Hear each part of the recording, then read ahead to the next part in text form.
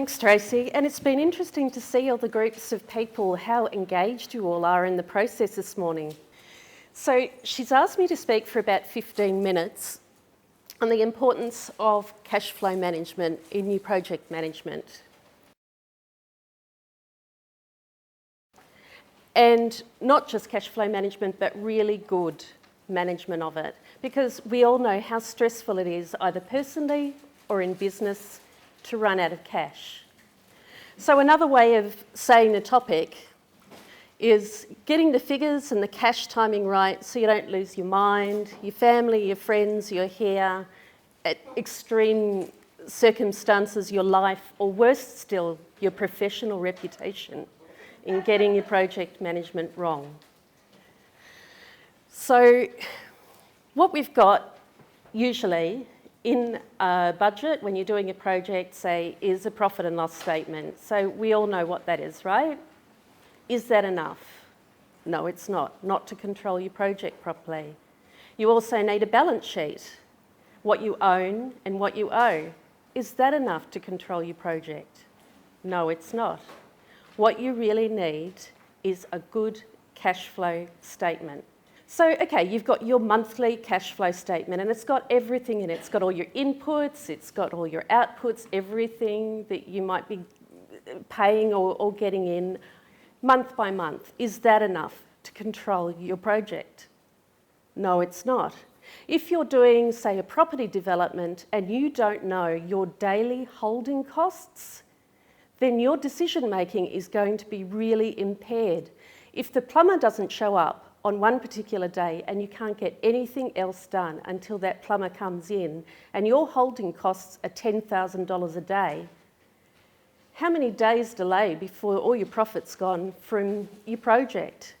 There's no point having a profit at the end of your project if you're going to lose cash on the way out. And you would think that on really big projects, say around Brisbane, that if you have big projects, then you're going to be managing that really well. Well, sadly, I know 2 projects at the moment in Brisbane with a lot of money involved that don't have a budget and don't have a cash flow budget. Sometimes it's, the more money that you have, the more you waste.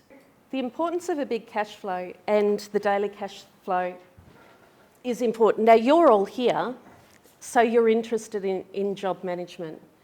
But here's how a lot of projects are run. So in Australia, you get this big bucket of cash, right?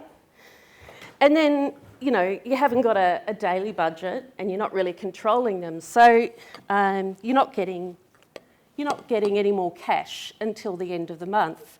But, they've paid out some costs. So they've got some consultants here, they've got some insurance here, some rent here, they've got some machinery hire there, and before you know it, they might only have 2 coins left. But the point is that there's no point in not controlling it and running out of cash halfway through the project. And some of the projects that I'm talking about, like one of them is apparently $1 billion project. And they don't seem to be worried about budgeting. If they've got a lot of money, are they worried about it? The other one's a community event that suffers from a multiple of problems, but they also aren't running with a budget, which is just crazy because you need to be able to control it. So here's a chart which shows it in the context of what Tracy's been going through this morning. So you start with a concept phase and then you move on to your planning. And if you can look at the blue line, that's your actual project fund injection. And you can see up to about week 8 or week 9, everything's going swimmingly, isn't it? And then you get to almost week 10 and look at the costs. The costs have really risen as the project has been developed. So if you look at where that red circle is, there is definitely a high risk of financial failure in this zone. So when do you want to find out about this potential cash flow crisis? Is it in week 9? Is it in week 10? Or is it something that you put into the planning stage, you're prepared for, and you can do some contingency planning so that you're prepared for it? But if it just comes up suddenly like that, you know, how much stress would that be causing people? And if you're doing the budget, you know, you don't want to be responsible for that kind of crisis coming up. Very, very important to know about those so that when you get into the execution, it's all going to run pretty well smoothly. Buying a house and land package is another project, and one of my clients, before he came to me for the first time this year, they hadn't communicated with him the full cost between buying the land and the house. So all of a sudden, the consultant said to them, you actually need another $46,000. And by the way, you should have realised this because, you know, we've given you the outline, but they didn't actually say it explicitly. It was quite poor communication. Now, they had to come up with that extra $46,000 in a few hours. So, you know, they had to scrape it from family and friends, but that was incredibly stressful for them. And if you're talking about interdepartmental and intercompany communication, that can be a really big thing.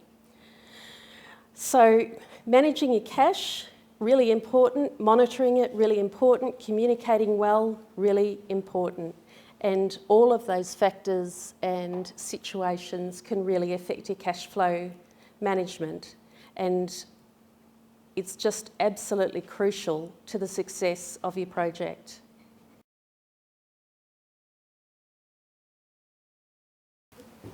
Fantastic, thank you very much, Colleen. And it is crucially important, as you well know, to manage the cash flow of